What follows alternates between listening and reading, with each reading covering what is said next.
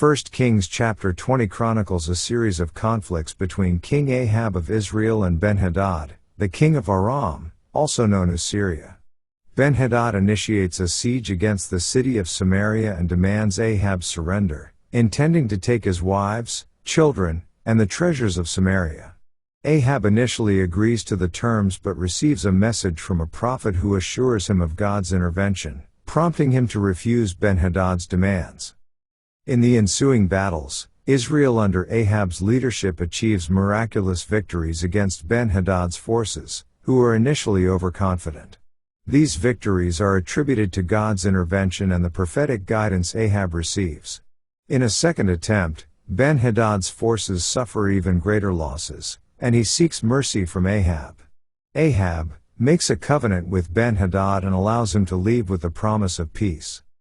However, a certain prophet confronts Ahab, condemning him for sparing Ben-Hadad's life and prophesying Ahab's own downfall for failing to follow God's commands. Ahab becomes disheartened, and God decrees that his fate will be sealed in the place where Ben-Hadad had escaped. The chapter ends with Ahab's inner turmoil and an upcoming battle which will ultimately lead to Ahab's demise.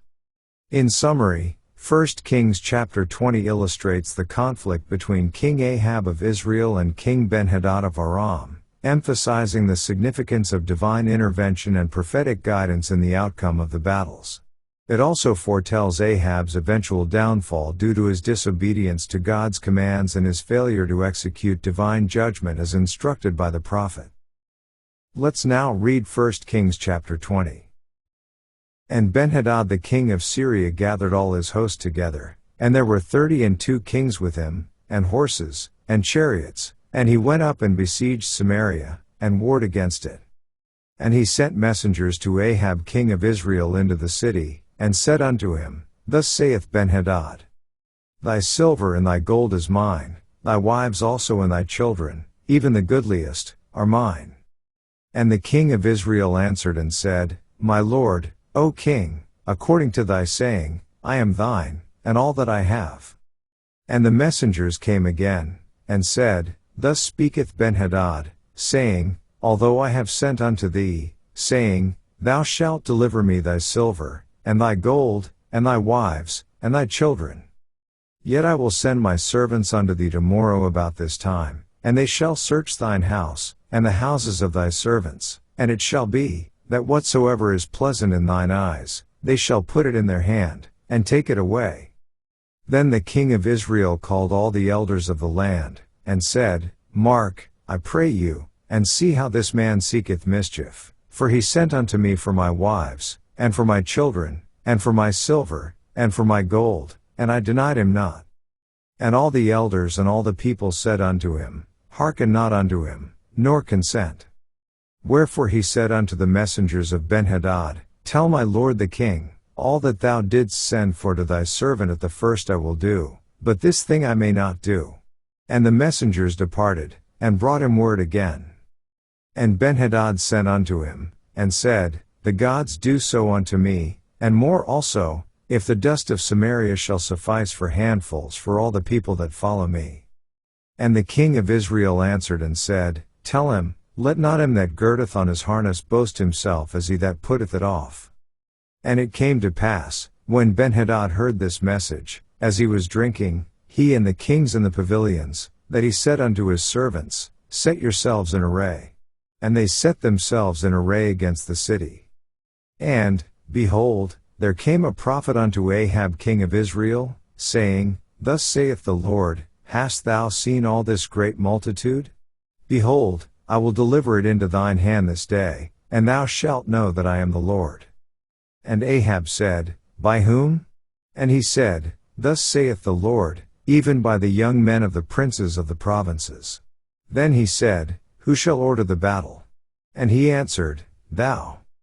Then he numbered the young men of the princes of the provinces, and they were 232, and after them he numbered all the people, even all the children of Israel, being 7,000. And they went out at noon. But Ben-Hadad was drinking himself drunk in the pavilions, he and the kings, the 32 kings that helped him. And the young men of the princes of the provinces went out first, and Ben-Hadad sent out, And they told him, saying, There are men come out of Samaria. And he said, Whether they be come out for peace, take them alive, or whether they be come out for war, take them alive. So these young men of the princes of the provinces came out of the city, and the army which followed them. And they slew every one his man, and the Syrians fled, and Israel pursued them. And Benhadad the king of Syria escaped on an horse with the horsemen. And the king of Israel went out, and smote the horses and chariots, and slew the Syrians with a great slaughter. And the prophet came to the king of Israel, and said unto him, Go, strengthen thyself, and mark, and see what thou doest, for at the return of the year the king of Syria will come up against thee. And the servants of the king of Syria said unto him, Their gods are gods of the hills, therefore they were stronger than we, but let us fight against them in the plain, and surely we shall be stronger than they. And do this thing, take the kings away, every man out of his place, and put captains in their rooms. And number thee an army, like the army that thou hast lost, horse for horse, and chariot for chariot, and we will fight against them in the plain, and surely we shall be stronger than they. And he hearkened unto their voice, and did so. And it came to pass at the return of the year, that Benhadad numbered the Syrians, and went up to Aphek, to fight against Israel. And the children of Israel were numbered, and were all present, and went against them, and the children of Israel pitched before them like two little flocks of kids, but the Syrians filled the country. And there came a man of God, and spake unto the king of Israel, and said, Thus saith the Lord, because the Syrians have said, The Lord is God of the hills, but he is not God of the valleys, therefore will I deliver all this great multitude into thine hand, and ye shall know that I am the Lord. And they pitched one over against the other 7 days. And so it was, that in the 7th day the battle was joined, and the children of Israel slew of the Syrians 100,000 footmen in 1 day. But the rest fled to Aphek, into the city, and there a wall fell upon 27,000 of the men that were left. And Benhadad fled, and came into the city, into an inner chamber. And his servants said unto him, Behold now, we have heard that the kings of the house of Israel are merciful kings. Let us, I pray thee, put sackcloth on our loins, and ropes upon our heads, and go out to the king of Israel. Peradventure he will save thy life. So they girded sackcloth on their loins, and put ropes on their heads, and came to the king of Israel, and said, Thy servant Benhadad saith, I pray thee, let me live. And he said, Is he yet alive? He is my brother. Now the men did diligently observe whether anything would come from him, and did hastily catch it, and they said, Thy brother Benhadad. Then he said, Go ye, bring him.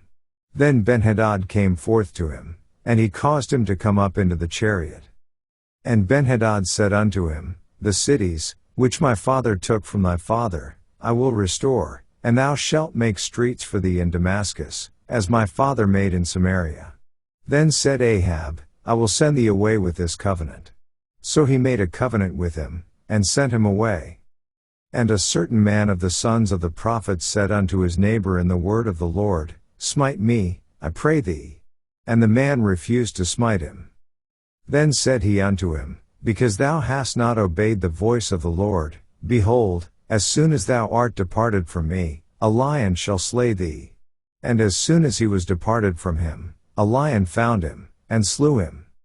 Then he found another man, and said, Smite me, I pray thee. And the man smote him, so that in smiting he wounded him. So the prophet departed, and waited for the king by the way, and disguised himself with ashes upon his face. And as the king passed by, he cried unto the king, and he said, Thy servant went out into the midst of the battle, and, behold, a man turned aside, and brought a man unto me, and said, Keep this man, if by any means he be missing, then shall thy life be for his life, or else thou shalt pay a talent of silver. And as thy servant was busy here and there, he was gone. And the king of Israel said unto him, So shall thy judgment be, thyself hast decided it. And he hasted, and took the ashes away from his face, and the king of Israel discerned him that he was of the prophets.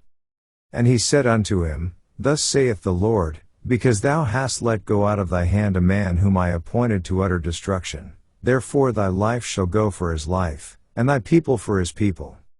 And the king of Israel went to his house heavy and displeased, and came to Samaria. This ends our reading of 1 Kings chapter 20.